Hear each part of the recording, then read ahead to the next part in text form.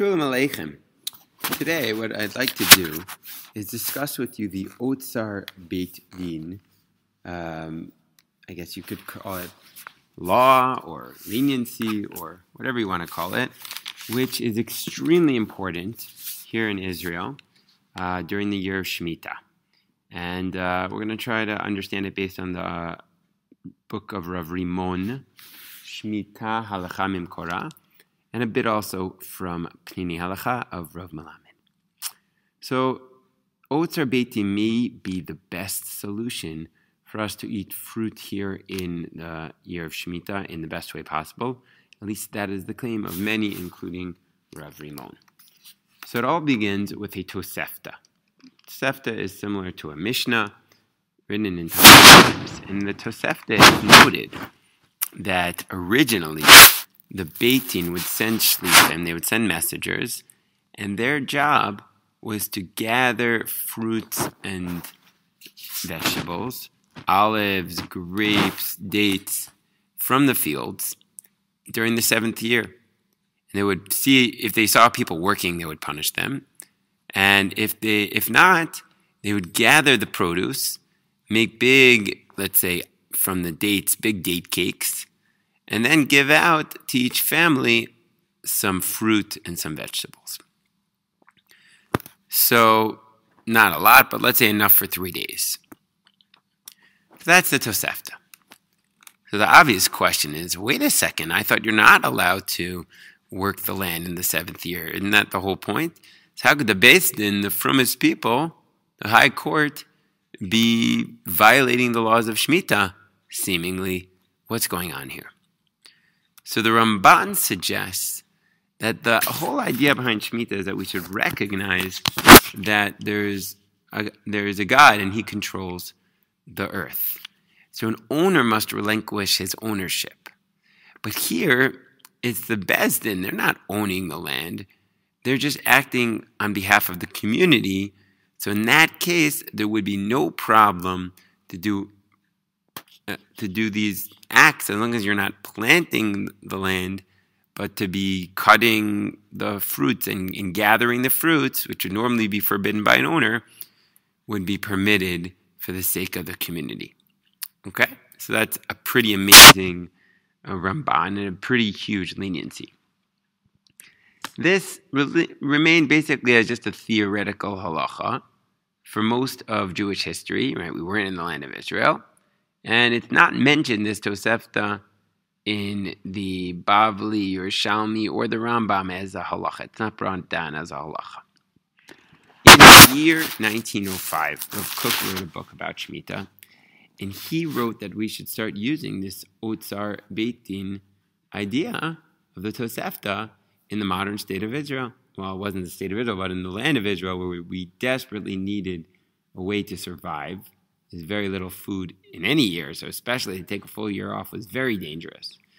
And in addition to the Heter Mechira, which was very controversial and is a shir for another day, he felt we should combine it with this Otzar Beit Din, and the Beit Din should be set up to harvest land, harvest fruits and vegetables, and then give it out. But he would allow for a small charge to be taken to pay the workers and the Beit Din for their work. So you would end up paying for the fruits and vegetables, but you wouldn't pay the same prices that you would pay during the year, because you're not paying for the profit of the fruits, you're just paying for the workers. This remained somewhat theoretical, even though Rav Kook teamed up with Rav Chaim Berlin, who wrote a letter and very much supported this. It was just a theoretical idea. But the Chazon Ish saw eye to eye with Rav Kook for the most part, and in 1945 he opened up business with the Otzar Beit Din and also encouraged others to use this Otzar Beit Din suggestion. He even was more lenient than Rav Kook in this case, whereas Rav Kook felt that only dirabanans could be violated for the sake of the fruits and vegetables.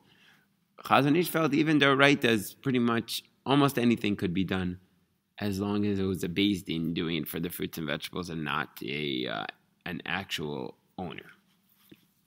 about 20 years ago, in the state of Israel, an Otzar Aretz was set up, and they started throughout the land getting fruits and vegetables, getting farmers to sign up instead of using Heter Mechira to do Otzar Haaretz, and hiring Beit Din to hire workers, oftentimes non-Jewish workers, but all sorts of workers to gather the fruits of the land.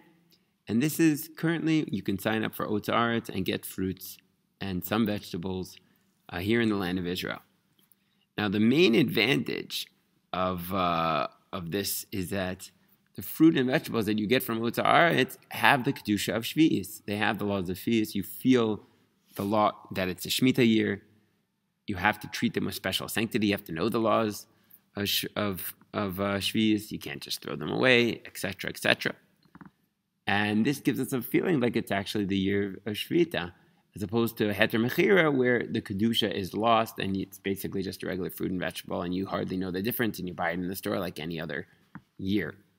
And since it has the many great rabbis support such an idea in the religious Zionist and in the Haredi world, it's considered a very, very good, maybe the best way to support the land of Israel, to buy produce from the land of Israel, from Jews in the land of Israel, and do all the laws of Shmeetah. And it's good. It's good. That's what Rabbi Rimon writes.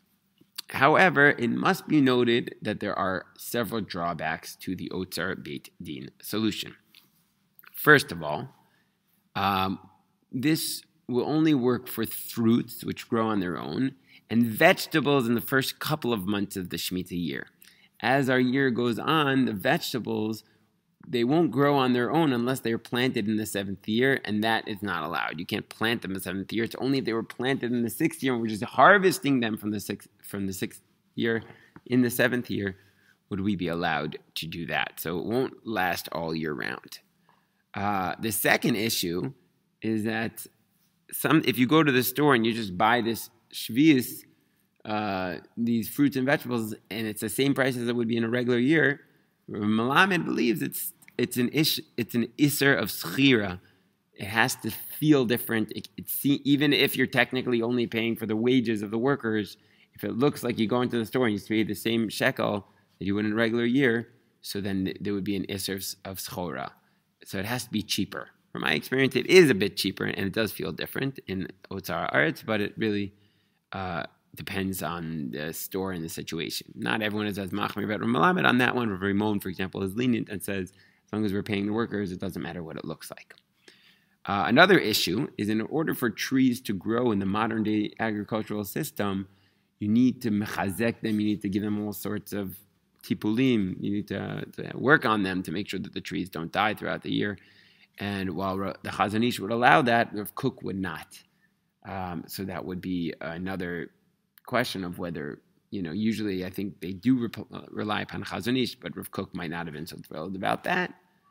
And selling fruits and vegetables to Chutz La'aretz is another big machlokes. While some permit it because it allows the farmers to subsist, to continue their work, others believe that, Rav Malamed, for example, believes that we cannot sell fruits to Chutz La'aretz, so that this Otzar Beit Din was only for the land of Israel. Maybe that's why it's not as popular outside of the land of Israel, as far as I know. Correct me if I'm wrong.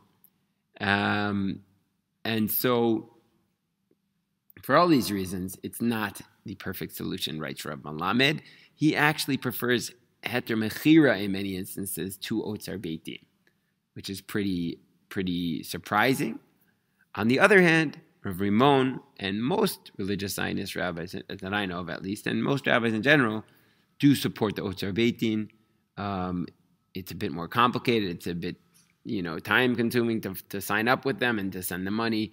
But ultimately, you're supporting Eretz Yisrael. You're supporting Jews' agriculture. You do learn the laws of Shmeetah very well, and you get the mitzvah of eating fruit with Kedusha of Shvi'is, as the Ramban writes, that that's a big mitzvah. You would be careful, not buying large quantities necessarily if you're going to end up throwing it out.